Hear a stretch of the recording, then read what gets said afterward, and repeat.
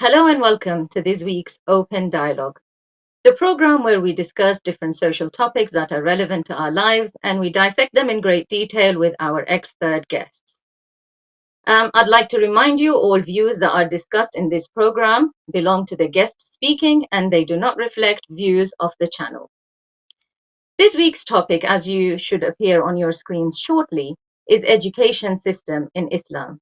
And to discuss this topic, we are joined by two esteemed scholars. We are lucky to have with us today Sheikh Abbas Mirza. Sheikh Abbas Mirza graduated from the Holy Seminary in Qom. He also holds a master's degree in theology. He has served as a resident scholar in the United Kingdom and the United States of America. Currently, he is the program leader for BA Hausa Studies at the Islamic College of London, and he is also the internal manager for the Hausa Ilmiya of England. Assalamu alaikum, Sheikh, and thank you for joining us today. Walaikum salam wa rahmatullah, and thank you very much for inviting me. And it's good to be with you, and particularly with my colleague, my senior, Syed Rizvi Saab. It's an honor to have you. Thank you. We are also joined by Hujjatul Islam wal Muslimin, Sayyid Mohammad Razavi, who is a lecturer and a speaker who has represented the school of Ahlebait at various centers globally and at national and international universities. He has appeared on many media outlets, and he's currently the head of the Religious Advisory Board at the Shia Islamic Education Society in London, where he deals with people's issues, domestic issues, social issues, and tries to resolve them according to the Islamic law. Assalamu alaikum, Sayyid. Wa alaikum assalam. So today's topic is education system in Islam. And Sheikh Mirza, I would like to start with you. If you could please elaborate on the importance of education in Islam and how much emphasis does Islam place on education? Bismillah ar-Rahim wa bihi nasta'in wa huwa khairu nasirin wa mu'in wa sallallahu ala Sayyidina Muhammad wa alihi tahirin. Once again, salam alaikum to all our viewers here and also to Haji Razavi and yourself. Very interesting topic, a very important topic, particularly when we are at a time where GCSEs and mocks and A levels exam coming up. So therefore, it's a good topic to choose, and particularly for the parents who are watching, and how much they should really pay importance for their kids to prepare and create the ground that they, educate themselves and they get on high levels in terms of their education. Indeed, no doubt, we as Muslims all over the world are fully aware that the very beginning of the revelation is Iqra, which means read. This itself indicates the power and the emphasis of education and reading. And also at the same time, we, from a Shia perspective, we have the narration in Usul Kafi, which says that the first thing God created is the intellect, is the aql. So this also points out to the importance of intellectuality, education within Islam and Shia Islam in particular, with greater emphasis. And it has always been, for example, when we look at the ayahs of the Quran, which clearly says that Allama al-Quran, Ar-Rahman Allama al-Quran, or when we look at, for example, are those people of knowledge equal to those people who do not possess knowledge? So there have been a great deal of emphasis within Islam, and that's why we find that the Islamic civilization reaching its zenith when it comes to sciences, and today, even the Western world, in the field of chemistry, in the field of mathematics, in all religious, all secular discipline that we call secular discipline today, are indebted to Muslim scientists and scholars. Definitely. I think you have there mentioned a very important verse of the Holy Quran, قُلْ هَلْ يَسْتَوِي الَّذِينَ يَعْلَمُونَ وَالَّذِينَ لَا يَعْلَمُونَ. And so, Syed Razavi, there are many ahadith and many narrations from the Holy Prophet as well of Islam that emphasize education and the status of the knowledgeable persons. In your opinion, what is the emphasis that Islam has placed on education? Well, I mean, most of the problems that we are facing in our society is due to lack of knowledge and lack of ilm, as it is said in Arabic. Allah subhanahu wa ta'ala in Holy Quran says, يَرْفَعِ اللَّهُ الَّذِينَ آمَنُوا مِنْكُمْ وَالَّذِينَ أُوتُوا الْعِلْمَ دَرَجَاتٍ. It is ilm and knowledge that raises one's standard and rank in the society. If knowledge and ilm was not there, definitely people would continue to argue and disagree and fight with each other. And we are personally witnessing nowadays that most of the problems are due to ignorance about each other, due to ignorance about Islam. And if we only tried to learn more about each other and understand each other's point of view, we wouldn't have all these problems that exist in the society. One of the reasons of appointing of Prophet Muhammad sallallahu alaihi wasallam was that Allah subhanahu wa taala wanted to purify and educate and give us wisdom, so we do not get into the dalal mubin, or darkness, or misguidance. So the solution is ilm, solution is knowledge, and that is why prophets and uh, the prophets were sent to keep us knowledgeable, keep us aware, and keep us guided to the right path.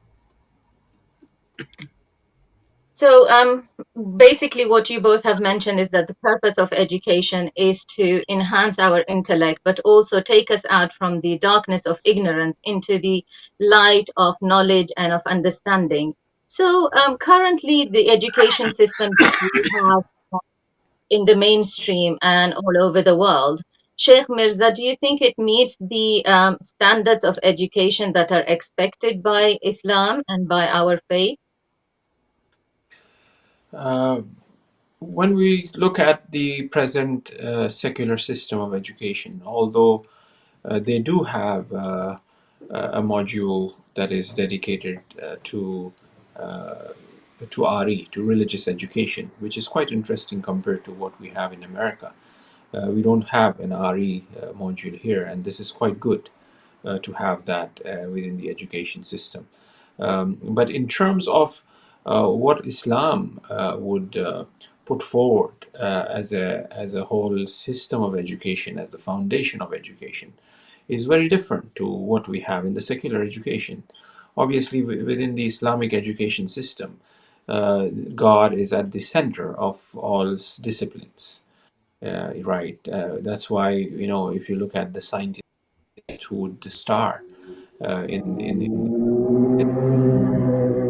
they would be saying Alhamdulillah first they saw it, and rather than they would be naming that to be of their own name, which is quite egocentric, or whether they would be trying to look at how many light years is away from us, more of a quantitative rather than qualitative approach. So the system of education which we find within Islam, the curriculum that is there, and how it was from the time of the Prophet, um, uh, even up until now. In certain seminaries, you would find that they may be teaching mathematics. They are teaching mathematics. They are teaching falakiyat, which is astrology and stuff. But the very basis of that is of divine nature, compared to what we have in the secular system of education, where you don't have that aspect, but rather it's more of a materialistic worldview rather than divine worldview, rather than religious worldview. So that difference is there. But mind you, having said that, education is good, whatever system that it may be, and it's very important that we encourage our children, promote education, sending them to schools. It's very important. Interaction is important. Meeting with teachers is important. Meeting with friends is important. Um, uh, and appreciating the diversity is important. These are important things. Sometimes people tend to, when they say "Oh, Islamic education," it means that you have to really kind of separate yourself completely, right? If you have a system, yes, why not? But if you don't, then obviously we have to educate our children in this very system. Yeah. Sayed Razavi, do you agree that most parents nowadays, when they are selecting schools to send their children, they are looking at the league tables and at their achievements in worldly sciences, and so not paying attention to the spiritual sciences, as Sheikh Mirza mentioned? What are the effects of such a selection? Well, I mean, definitely we should look more than just education. When quite often people who recently arrive in UK and or London, they come and ask me, and what should be the criteria for selecting the school. I tell them that look at the problems that exist around the area, or the reputation of a school, uh, especially in relation to drugs and misbehavior and misconduct and all these things.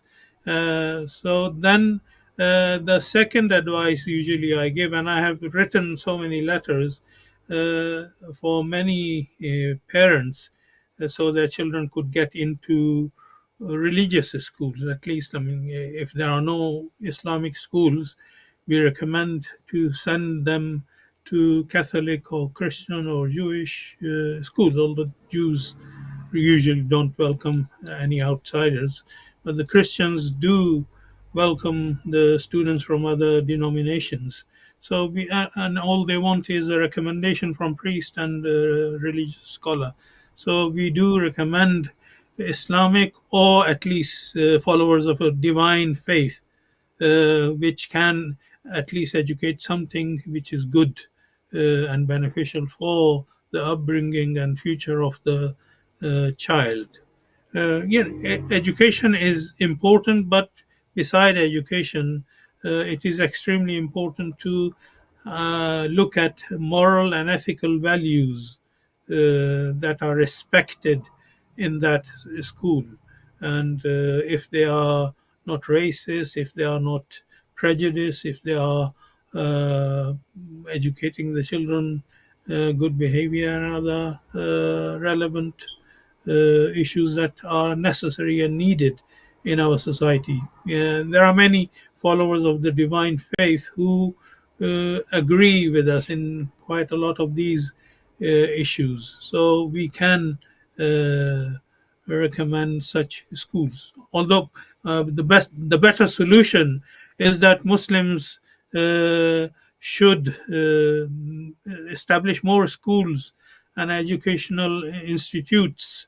uh, I'm not saying don't establish mosques and Hussainiyas, but the responsibility and duty of mosque and Hussainia is to educate.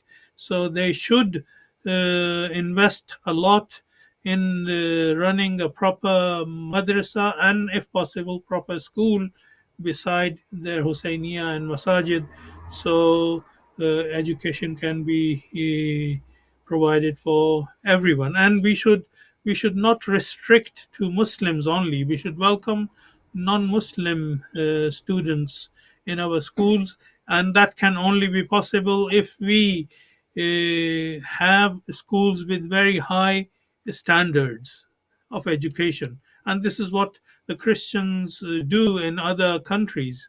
I remember in Pakistan, especially, majority of the educated families try to send their children. And same thing is in Lebanon. They send their children to Catholic schools because they know the education and level and standard is higher than other schools. So we as a Muslims have a responsibility and duty to establish schools and welcome others to our school so we can pass the noble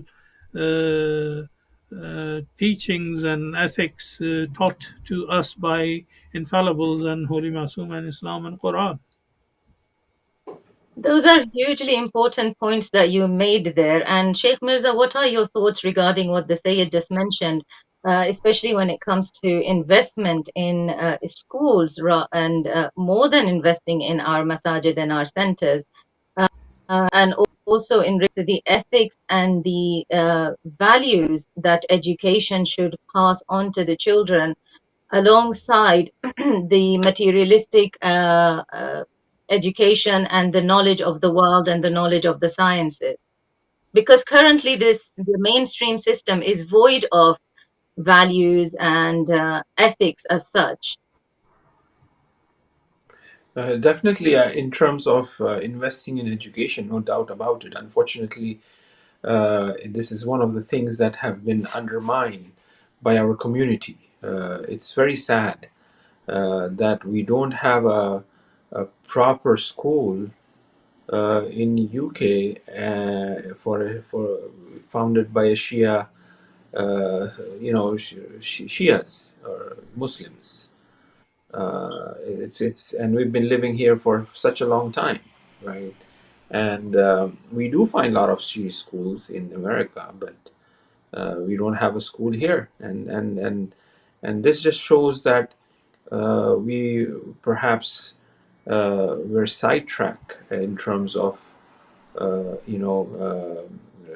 in terms of this uh, phenomenal reality, you know. Uh, Perhaps we were too comfortable with sending our kids to, you know, as it's better, as Syed have said that he advised, and I always do the same, to send to Christian schools or Jewish school, which are religious-based school, are better compared to secular schools, because the facility was there, the standard was there, and then we said, okay, let's send them there. But rather than focusing on why not we have our own school in which, as rightly Sayed mentioned, our standard should be so good that everybody should benefit from our school. You know. Why has this failing happened? There is no lack of business people and lack of entrepreneurs, lack of investment. Then why has this step not been taken yet? We have ulama as well. Why has this I effort think not been made? Sayed might have much of a more experience here, and he would, if he can shed light, I will also benefit from. I think we need to consider the method of education not only in non-Muslim world but also in Muslim countries. We are witnessing so many problems in Muslim countries. In olden days, the way Islam was taught, it was less academic, but children used to digest and understand Islamic values and would remain more loyal to Islam. Now that Islam is being taught in Muslim countries as on academic level and in a more organized way, it is not transferring the ideology properly, and that is causing many problems. And we see that in some Muslim countries, Muslims are not bothered to practice Islam, and the Muslims living in the West are more practicing Muslims than in some cases of Muslim countries.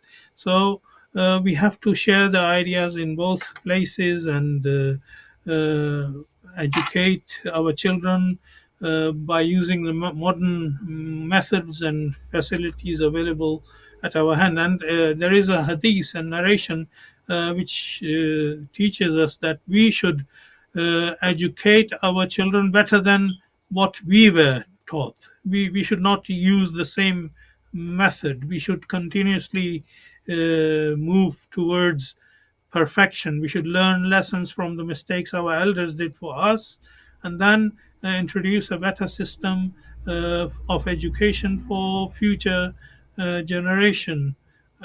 No, even mainstream society is failing because in the Western world, the churches were the hubs of education in the past.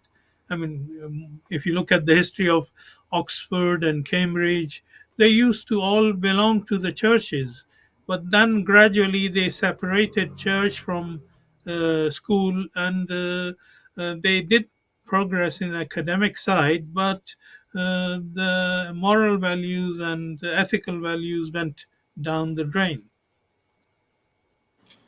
Sheikh Mirza, why is there this clash between secular education and religious education? That's a very important question and very good question too. There isn't a clash as such between secular education or religious education as such. It's just the approach, because within the religious education, even if they are doing, like I said, mathematics or chemistry or physics, the common denominator is God. However, within the secular education, that is not there at all, and that's one of the major. Just like how Syed was mentioning, that universities belong to churches and so on and so forth, and as the religious education was among the Christians, there were certain calculations perhaps that went against the new discoveries, such as our sun being the center of the earth, compared to Christian belief that earth is the center of the universe, and many other factors that we find that became a clash with the religious education. However, within Islam, if you look at it, uh, you know, uh, the modern discoveries, and we still see that uh, they kind of echo what the Quran have mentioned, what the Prophet have mentioned, whether it be in the case of uh, you know uh, in the case of health, medicine, or in the case of what do you call universe, space. We do find a lot of things that seems to be wow. How was that possible that the Quran have already mentioned this?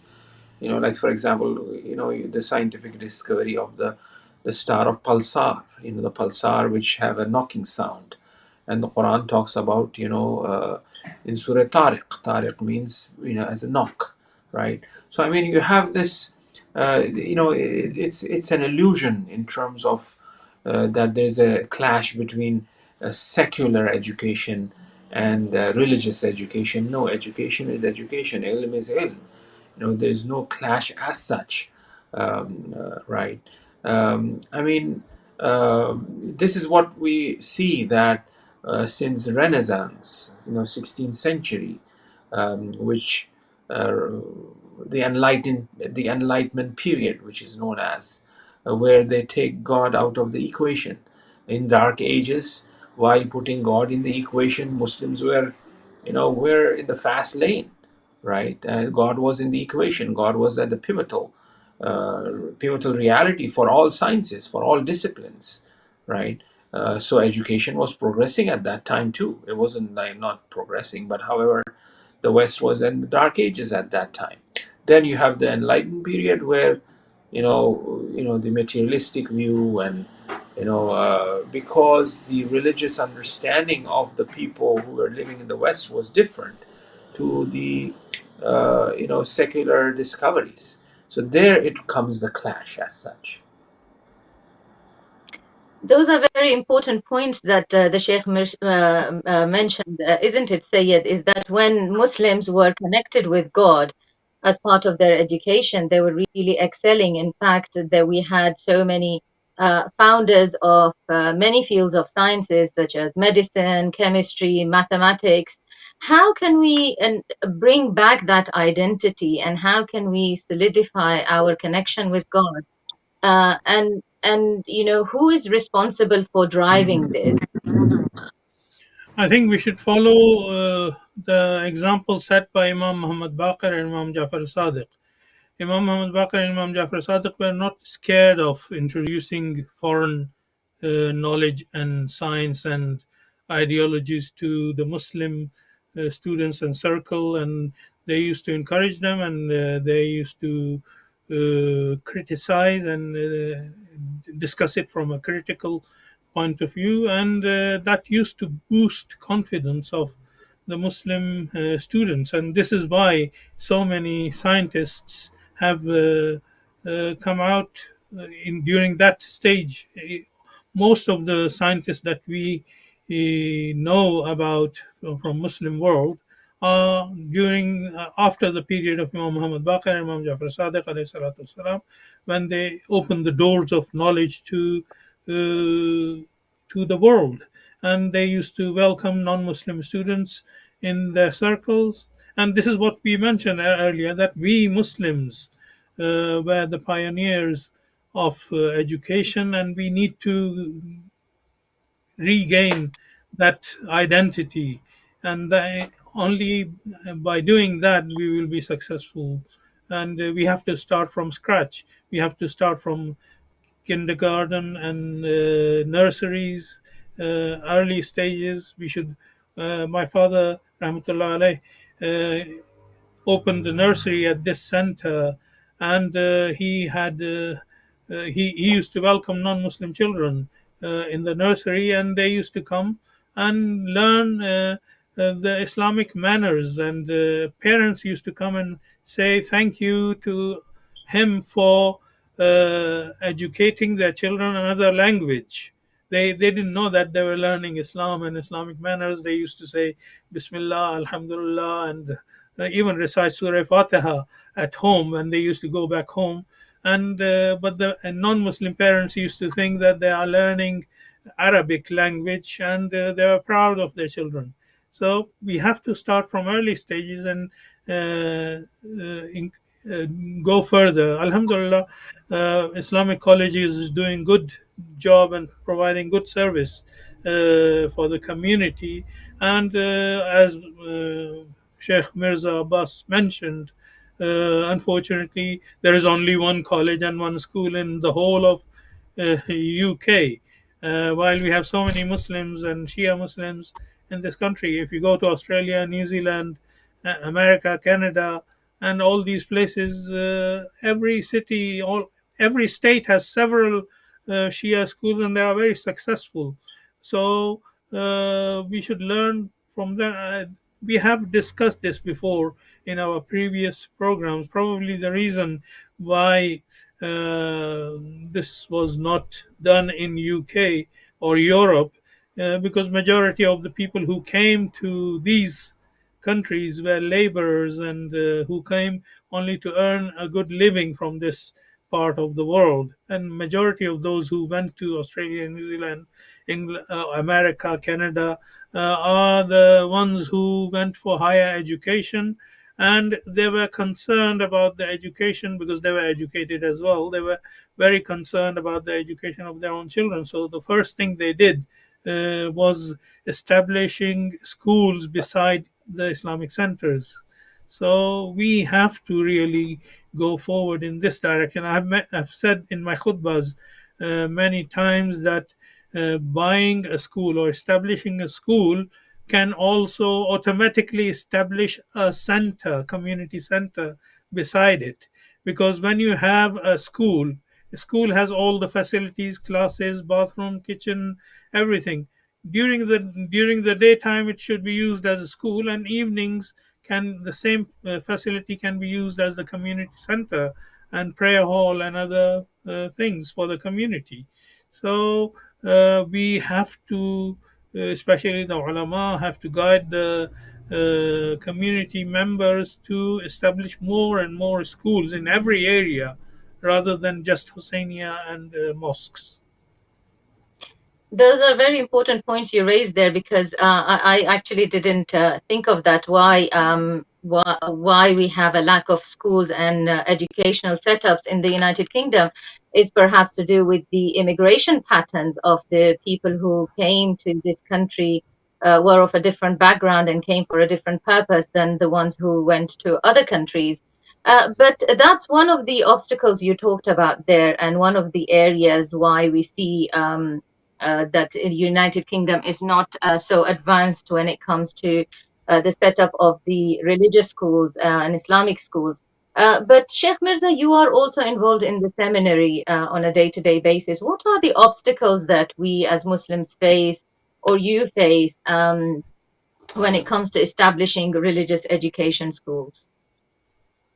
I think the other thing is that we are very comfortable here in England compared to other countries such as Canada or America or Australia. We are a minority. We are minority here. However, being surrounded by a large number of Eastern diversity, we feel at home. More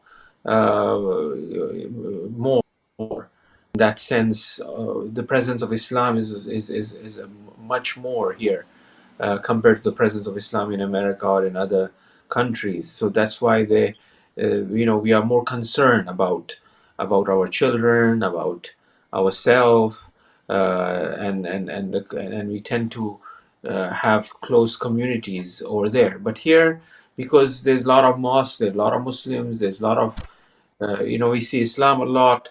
So therefore, I mean, like for example, our children might be going to secular school, but 40% of the children over there are Muslims. They are wearing scarves. They are, so it becomes more of a secondary issue as well. To have a separate school, and because they are it's almost they are getting that environment as compared to what's out there in America or in Australia, in Canada, perhaps. That could be another reason why we are a bit So lazy. we are taking our religious freedoms here for granted. It would wake us more up if we had the situation in France where the hijab is banned and so on. That would really give us a shake into taking action and taking things seriously. But Sayed, I'd like to come to you regarding the responsibilities of the Islamic seminaries in education, in providing the education and taking the lead into being the educators. Yes, and I think if the Islamic centers embarked on establishing proper Islamic seminaries with the right intentions, inshallah, it will be successful in future. I mean, I would like to also add a point that Sheikh Mirza was mentioning. I had gone for a seminar in Detroit, and I mentioned the same point in Detroit, and the locals said, Maulana, here we have areas where up to 70 to 80, and in some cases 100% of the students in local school are Muslim, and not only Muslim, they are Shia Muslims. So here we should concentrate in educating our youth to become teachers who can teach Islam in these. We don't need to buy schools. We can run the same schools because majority of the children are Muslims, and in some cases only Shia Muslims go to some local schools in Detroit. So they said we have to also educate teachers. So in our society, beside educating beside establishing schools, because I remember when Al Khoi Center started the school, they didn't have enough teachers. They had to hire non-Muslim teachers. Even the head teacher of the school was a non-Muslim, and then it was clashing with the way they wanted to run, and then gradually they were able to hire better teachers from Muslim community. And one of the problems now we have very highly educated Muslim teachers, but they are not taken care of properly by our seminaries, by our schools, and they are not looked after properly. If you cannot provide them enough, of course they will have to go elsewhere, and the Muslim schools cannot raise their standard. So we have to educate our children to become better teachers, and we also need to establish schools. Do you find that teachers that are trained by the Hausa, or as you mentioned, that teachers who are highly Muslim teachers who are highly educated, how do they deal with the challenges when they enter the mainstream education system, and then you have all these ideas that are being forced onto them to teach that perhaps would clash with their religion, would clash with the faith, would clash with their ideology and what they actually want to see the budding generation to be nurtured as? How do you see that these Muslim teachers deal with these situations, Sheikh Mirza? Very interesting point. First and foremost, I think I would like to reiterate the point that when we are talking about Muslim schools and Muslim teachers, we are talking about an education that will bring out good human beings, that will bring out people who are kind and caring to all humanity, um, that will appreciate other faiths, other Mm, beliefs, and there are those who are not racist. So it's quite important that we don't lose that focus, particularly to our viewers, that we are just trying to have our own kind of school where where we are teaching them things that maybe the outsiders don't know and we don't want them to know, and we are strange sort of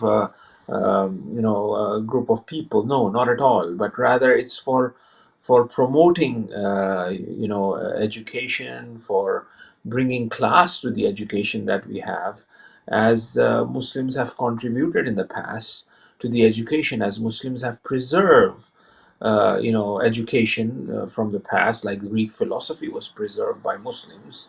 Plato and Aristotle were translated in Arabic and were preserved by Muslims, and things were added to all of that education, that legacy.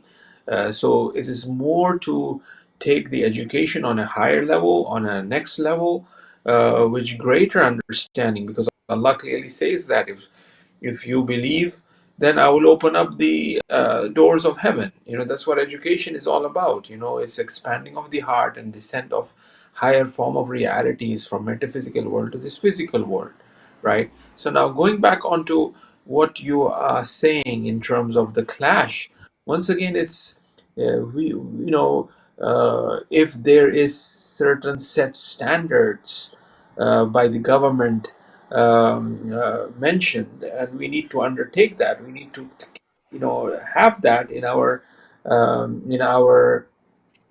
schools, and we have to teach them that. Yes, it can be taught, but with an Islamic understanding. This is what we are teaching, but however, there's an Islamic take on this, and we provide them with that sort of understanding as well, not imposing on them, but this is their the choice of there's another opinion. There's another opinion in regards to this issue, in regards to this matter. The mm, other day we were discussing, with some of our friends here in regards to this will be a new topic altogether, but I'm just giving an example.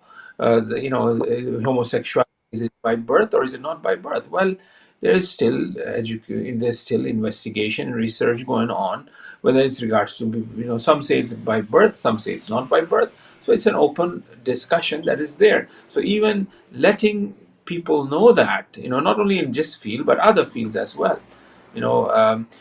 Darwinism, it's Darwinism is a theory that's just shoveled under the throats of our children here in every field. When they are teaching chemistry, is Darwinism. When you're watching cartoon is Darwinism. When you're teaching English, is Darwinism. At the end of the A level, the child graduates, but in terms of his mechanical thinking, is a Darwinist, right? So I mean, well, there's many other theories other than Darwinism, which was actually which was actually discussed by the Germans, by many of the European scientists. They don't believe in Darwinism as such, right? So obviously you have to provide them with a spectrum of discoveries or understandings that is out there, and that kind of is it opens up their heart and their mind and their understanding, and they appreciate more compared to just being very fundamental in terms of their thinking, whether that be science or whether that be religion. Those are very interesting points you raised there, Sheikh. Syed, following from the points that Sheikh Mirza just mentioned, where he said that, you know, there are certain theories that are usually pushed in school, in mainstream schools. And you mentioned earlier that the fifth and sixth Imam's time, similar challenges were faced by the Muslims, where they were philosophical and different theories coming from outside of the Muslim lands. But Islam doesn't shy away, and Muslims don't shy away from these difficult theories or difficult discussions. What's your view about this, and how we should actually train our children in dealing with these different agendas and different theories that are pushed around them in schools? Yeah, I mean, as long as those theories are not contradicting with Islamic principles, that's fine. I mean, Islam is quite open. A few years ago, I was invited in an international seminar held in Durham University, and they were discussing advancement of the Shia jurisprudence in dealing with some recent matters. And I presented my paper in scientific development and ulama and scholars what they believe, especially regarding cloning, surrogacy, IVF treatment, and plastic surgery, and so on. So Shia Muslim scholars have given opinion. These things did not exist in the past. So it proves that Shia Islamic jurisprudence and science and scholars are open to all these new ideology. All you need to do is sit down with them and discuss and bring a proper discussion, and maybe you will get a good result instead of just pushing and forcing them to believe in what you want to believe. In my interviews in America and Latin America, especially when I go to the universities, they ask these questions. So I tell them, look, there are people, as Sheikh Mirza Abbas was mentioning, there are people who want to push their ideology into our mind, and they are not willing and ready to listen to any kind of criticism. I mean, if you have the right for, or if you give the right to yourself for freedom of expression, you should also be willing to listen to the views of other party as well. We should not just force them and push them to accept whatever you believe, that and nothing else. So that is the wrong policy, and unfortunately, these double standards do exist not only in UK but throughout Western world, and they are trying to just push their own point of view and undermining any other. I mean, I met scholars, scientists in America. They said the amount of wealth that is being spent to prove their way of life could have been used in treating some illnesses in our society, but they don't spend that money for treatment, and they spend that money to propagate their false ideology. Definitely, freedom of expression goes both ways. And I think what also Sheikh Mirza mentioned in his earlier answer is taking pride and understanding your own faith, because Quran has got many references to scientific discoveries that have lately been made. And, you know, if Muslims only understood the Quran and we were a bit more closer to the Holy Quran, Surah Yasin is full of a lot of scientific discoveries and scientific issues that have been mentioned in the Quran. So we are reaching the end of the program now. Sheikh Mirza, I would like you to make the concluding remark, please, regarding this topic, and also make a reference to the how the seminary students and scholars can take the lead as educators in society. Yes, thank you very much once again. Before I conclude, to all our viewers for being with us, and also my dear Syed Razavi here, and also you, my dear sister. Yes, I think in terms of seminary and leading scholars taking the lead, it's by providing the solid foundation of the Quran and Sunnah, and building on top of that. Uh, yes, they could be not. I mean, in seminaries in the past, how they used to be, it's no longer in the same way. It doesn't function in the same way. I mean, like previously, the seminaries used to teach mathematics, used to teach science. Anyway, Ibn Sina and all of Sadra, you'll have psychology and medicine being taught in seminaries. But unfortunately, we don't have that. We are more geared towards be producing or having experts in fiqh, in jurisprudence, in Islamic law, in philosophy, to a certain extent. But when it comes to science and secular science, which we call it today, we don't really have that subject being taught in seminaries, though. So therefore, they will be not uh, contributing much in terms of playing that leading role in discovering a vaccine, for example, but rather they can, from their from a spiritual angle, from a how shall I say, akhlaqi perspective, could advise on certain things that our doctors, our scientists, they can be inspired with these great ayatollahs, with these great spiritual masters, and then these scientists and these doctors, they dedicate themselves to the science, to education. They purify themselves in a purified way. They approach ilm. When you approach ilm in a purified way, then there's a new discovery there. I remember Ayatollah Jawadi Amali giving a message when COVID had started. He had mentioned it is that purity that will bring about a vaccine. A new vaccine will come, a true vaccine, because when a person approaches knowledge with purity, then new things will be discovered. So the seminaries can perhaps play that role, by being role models in spirituality, to our doctors, to our engineers, to our scientists. The seminary can play that role by promoting education to communities, to children, and asking them that they should be successful in the field that they have chosen. If they have chosen medicine, they should be the best doctors. If they have chosen chemistry, they should be the best chemist. So in this way, the seminary perhaps can play a role, inshallah. Thank you. Very well explained, Sheikh Mirza. Sayed, what are your views about what Sheikh has just mentioned? And also, if you could please conclude with your concluding remarks regarding today's topic.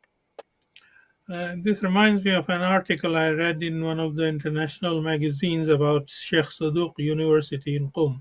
It had written, "Don't look at this scholars' university or Islamic seminary as an Islamic seminary only. It has presented over 3,000 new formulas, and all of those who have produced those 3,000 formulas, and they were registered international at an international level in other universities, are produced by the scholars and ulama. So, inshallah, the steps have been taken by such universities, and we are moving in that direction. Inshallah, if enemy doesn't stop the growth and progress of science and knowledge, and inshallah, it will not be possible. We believe in the word of Allah subhanahu wa ta'ala to remain above all, and it will remain above all, and it will progress. And Imam Zaman, Ajalallah ta'ala farajahu, will come and take over the responsibility of guiding Ummah and educating Ummah properly with the divine knowledge that he has. So we hope and pray that inshallah we are successful in future, and we continue to follow the path of International Sheikh Saduq University in Qum. Inshallah, very inspirational program today. I have learnt a lot from you both. Thank you so much, Sheikh Mirza, for joining us and giving us your time in spite of having a very long day. And thank you so much, Syed, for joining us today. Dear viewers, thank you so much for listening. I will see you, inshallah, next week, same day, same